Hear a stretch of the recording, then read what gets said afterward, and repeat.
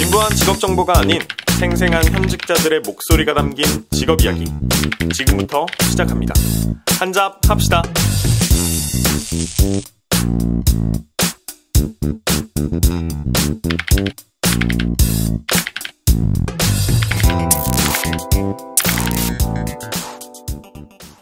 저희 종합병원에 진짜 많은 과가 있잖아요. 네. 뭐 내과, 외과, 사실은 이렇게 나누는 것도 좀 그런 게 더 디테일하게 사실은 더 세부적으로 나뉘어지니까 네.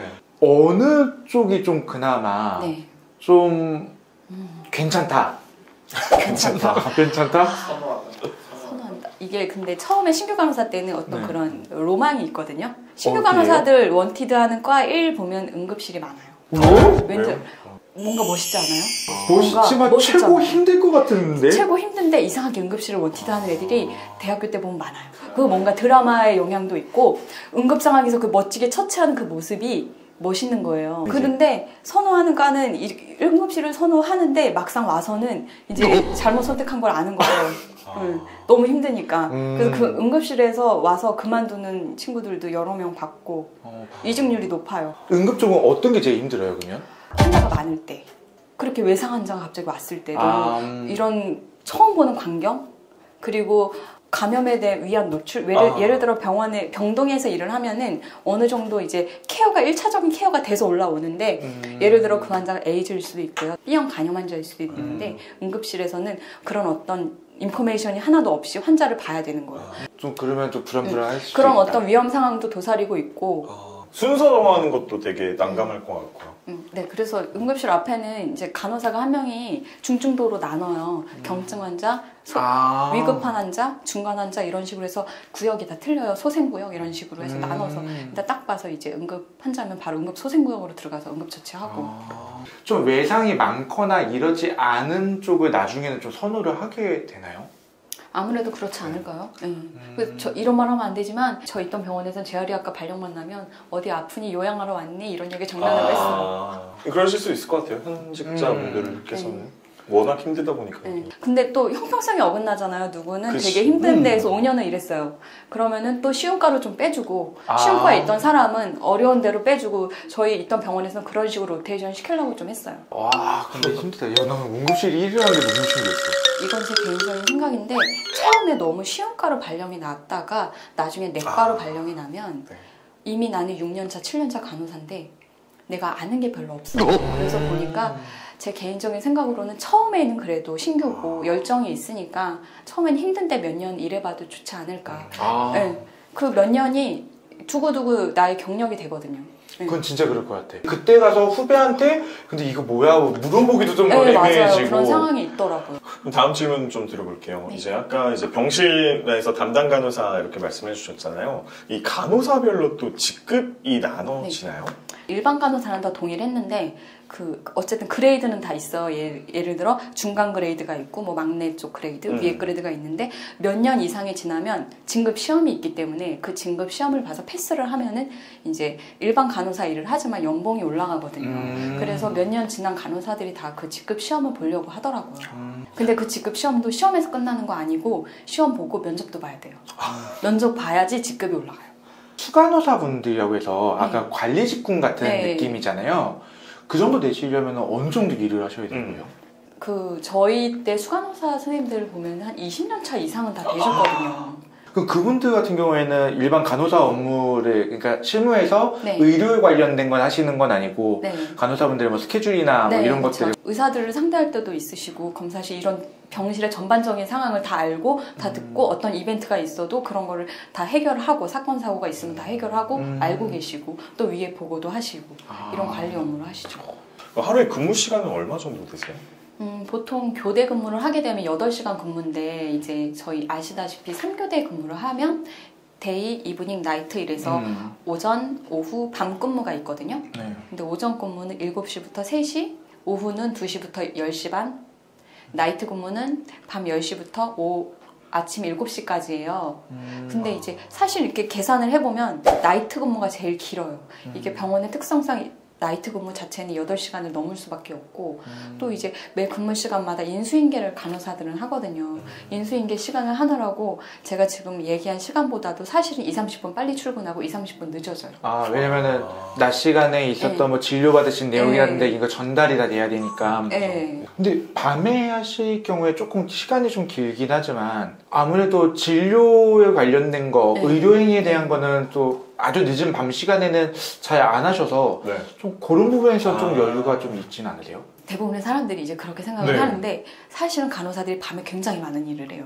진짜? 네. 환자들은 다 자지만 간호사들은 그날 있었던 걸 다 정리를 해야 되고 또 내일 있을 환자들의 오더를 다 받아야 돼요. 내일 있을 내 방 환자들의 오더를 다 받아야 되고 그걸 미리 다 준비를 해놓고 미리 투약 카드 다 맞춰놓고 그리고 미리 환자들 피 검사할 거 있으면 미리 다 준비해놓고 이런 식으로 미리 다 다음날 아침에 할 걸 준비를 해야 되는데 이게 환자가 엄청 많다 보니까 이거 준비하다 보면은 3시, 4시가 금방 와요. 중간에 또 야식도 한번 먹어야 되고. 중요하죠. 야식이 기본으로 나온다고 하던데. 배급 시간이 있었어요. 예를 들어 12시부터였나? 12시부터 1시간 동안 야식 배급 시간이에요. 그 시간에 꼭 먹어야 돼요. 그럼 뭐가 나와요? 어쩔 땐 볶음밥이 나올 때도 있고 비빔밥이 나올 때도 있고 식사로 나오는 거예요? 식사로 나와요. 근데 이제 그게 먹기 싫으면 저희도 그렇게 김밥이랑 라면 사다 먹고 했어요. 어떤 게 좀 제일 바쁘고 좀 힘드신지? 저희는 다 바쁜데 그때 업무의 특성이 다 틀려요. 오전 쪽분들은 주로 어떤 거를 오전 쪽분들은 오전에 아침에 환자 투약 환자 약 주고 환자 주사 주고 이러다 보면 환자 퇴원 시간이 돼요. 네. 환자 퇴원할 수 있도록 환자한테 퇴원 설명 다 하고 퇴원 약 챙겨주고 그 전에 이제 각종 환자들 검사가 있어요. 예를 들어 내시경 네. 뭐 예를 들어 뭐 수술 이런 식으로 환자들을 다 보내야 돼요. 틈틈이 투약하고 응급상황 있으면 응급상황 처치해야 되고 수술 보내고 받고 그럼 수술 후 처치하고 시간이 되면 밥을 먹고 시간이 안 되면 밥을 못 먹고 하긴 환자 스케줄에 주로 맞추시다 보니까 뭐 시간이 안 되면 끼니를 놓칠 때가 굉장히 많았어요.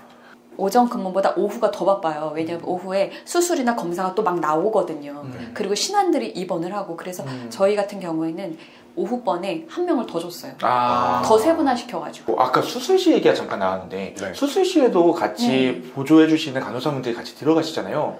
수술방 간호사들은 따로 있으니까 저희는 수술방에 환자를 넣어주기만 해요. 그럼 수술방 간호사분들이 따로 계시고 아까 얘기했던 의사분하고 계속 함께하는 외래 간호사분이 따로 있고 계시고 병동 간호사분이 따로 계시고 또 다른 간호사도 계신가요?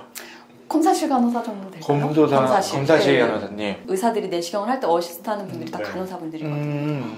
근무가 되게 타이트하게 돌아가시는데 휴무는? 간호사가 한 병동에 예를 들어 20명, 30명 이런 식으로 되기 때문에 스케줄표를 한 달 거 미리 짜거든요. 그게 일반 회사랑 조금 틀린 거는 일반 회사는 토요일에 일요일에 쉬지만 저희는 주 7일 중에 그냥 쉴 수 있을 때 들어가는 거예요. 명절이다 뭐다 아무것도 없네요? 그렇죠. 명절도 그냥 스케줄대로 돌아가는 거죠. 365, 24시간 꺼지지 않는 곳이니까. 그러면 저 궁금한 게 남자 간호사도 있기는 하시겠죠? 저희 때만 해도 중환자실이나 응급실, 이런 특수부서, 수술실 이런 데만 남자들이 이제 배정이 됐었는데 요즘에는 이제 남자들이 그래도 조금 더 많다 보니까 그 여기저기 조금씩 많다고 하더라고요. 이제 간호사 업무를 하시는 분들 중에 이제 뭐 병동 간호사, 외래 간호사, 그리고 수술실 간호사분들 뭐 이런 얘기를 좀 나눠봤는데 사실은 하나 더 해보고 싶은 게 있긴 했거든요. 약간 처음 들어봤었어요. 저도요. 심사간호사라고 일명 많이 불리시죠. 그 자격도 가지고 계신 걸로 알고 있어서 그 얘기를 잠깐 해볼까 해요.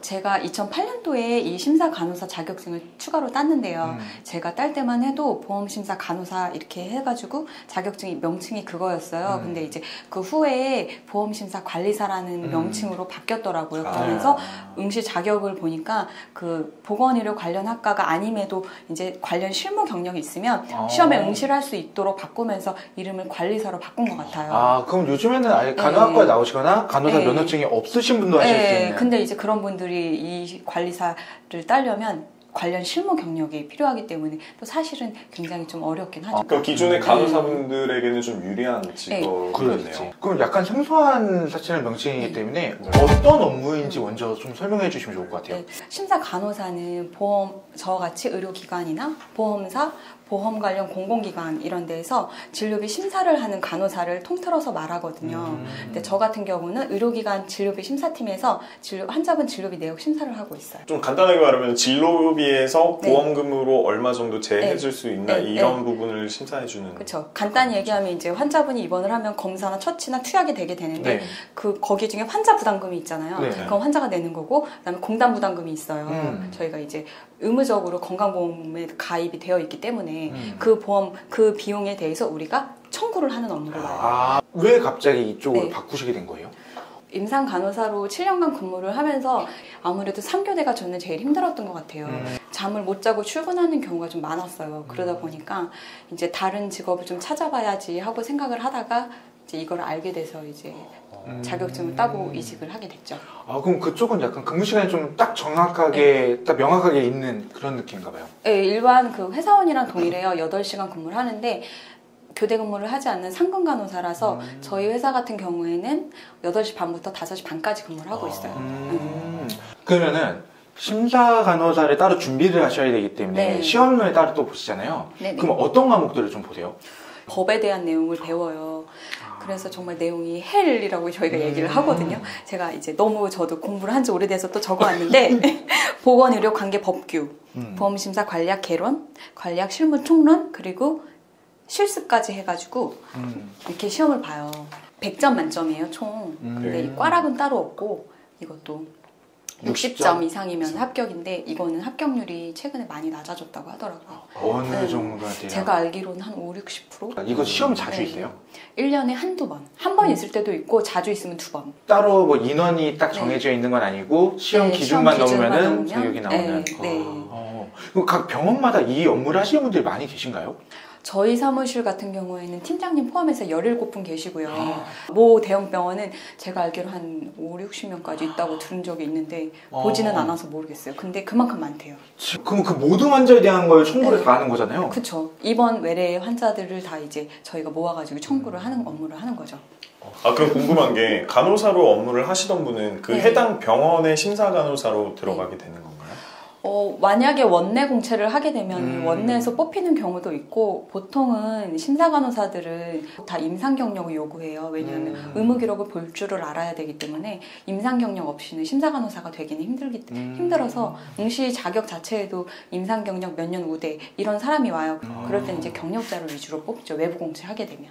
한번 관심 있으신 분들은 좀 도전해 보시면 정말 좋을 것 같은데 일반 학생분들 준비를 많이 하실지 모르겠어. 일단 뭐 간호사 면허 준비도 바쁘시니까.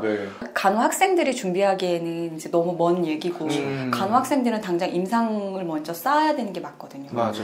또 요즘엔 간호사가 된다고 해서 다 병원에 가는 게 아니라 간호 공무원 준비를 또 워낙 많이 해요.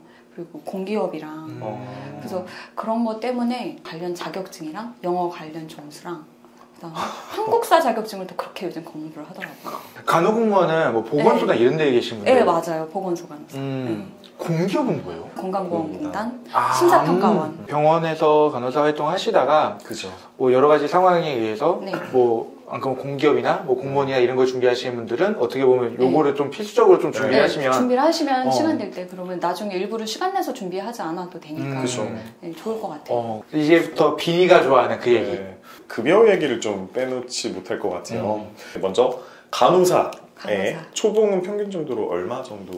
모 커뮤니티에서 간호사를 대상으로 한 설문조사를 했는데 거기서 이제 간호사 초봉의 높은 순위 탑5가 공개가 됐어요. 그래서 서울 주요 병원을 보니까 대략 4,000에서 4,800 정도가 나오더라고요. 이게 알아보니까 기본급만을 포함한 거고 나이트 수당이나 기타 추가 수당이 제외된 금액이라서 병원마다 약간의 차이는 있다고 하는데 그래도 수도권 쪽에 있는 병원은 간호사 초봉을 생각하면 한 4,000에서 4,800? 그 사이 왔다 갔다 하지 않을까 싶어요. 나이트 수당 빼고? 네, 빼고라고 제가 들었어요. 혹시 맨 처음 시작하실 때는 얼마 정도의? 저요? 정말 오래전 얘기지만 제가 기억하기로 3,700인가 그랬던 이거 우리 어머니가 보시면 큰일 나겠는데? 간호사 만나라고 막 하실 것 같아. 소개 좀 한번. 이제 이 업무 환경이나 업무 강도, 업무 시 받는 스트레스가 저희가 맞죠. 느끼기엔 상당해요. 그래서 이 돈을 받아도 사실은 간호사들이 이 돈도 적다고 얘기하는 사람들이 많아요. 자투리 늘상 법칙이 있죠. 하는 만큼 번다. 맞아요. 그 내용인 것 같아요. 수당이나 이런 것들이 네. 좀 붙잖아요. 네. 그 금액도 무시를 못하지 않을까요? 기본적으로 간호사들 나이트 수당이 나오는데 제가 듣기로는 적으면 5만 원, 많으면 10만 원까지. 회당. 네, 회당. 근데 10만 원까지 주는 병원은 사실은 많지 않겠죠. 근데 대부분 5에서 10 사이라고 보시면 될 것 같아요. 근데 그 돈도 이제 나이트 개수를 생각하려 하면은 또 무시 못하는 돈인 거죠. 밤에 일하신다. 네. 몇 회 정도 일하실까요? 저희는 7개까지 했어요. 7개를 초과하면은 나이트 오프라고 해가지고 오프관을 하나를 더 줬어야 됐기 때문에 나이트 오프 발생을 안 시키기 위해서 무조건 한 달에 7개를 맞췄어요. 공평하게. 달에 최소 35, 최대 70. 네, 그쵸. 그런 식으로 붙는 건데 그게 이제 꽤 큰 돈이죠. 그죠. 그럼 나이트 수당 말고도 다른 수당도 있어요? 그거는 병원마다 틀린 것 같은데 예를 들어 어떤 힘든 부서 응급실이나 이런 데. 그런 특정 부서에 일을 했을 때 얼마를 더 주는 그런 병원도 있다고 하더라고요. 그리고 뭐 간호수당, 간호사의 라이센스가 있어서 주는 뭐 어떤 그런 간호수당이 있을 수도 있고. 네. 시작하시는 게 수당까지 합치시면은 뭐 거의 연봉 5천대는 기본 잡고 시작을 하시는. 근데 또 그만큼 또 노후가 많으시죠. 힘드시지. 그건 네. 당연하고. 네. 그러면은 월급 상승률은 좀 어때요? 초봉이 좀 높은 만큼 그 올라가는 거는 조금 더뎠어요. 네. 아. 어느 기간 이상이 지나면 그때 확 좀 오르고 어느 기간 이상 지나면 또 확 좀 오르고 이런 게 있다고 들었거든요. 지금 심사간호사 업무를 맡고 계신데 네. 급여는 좀 어떻게 차이가 나나요?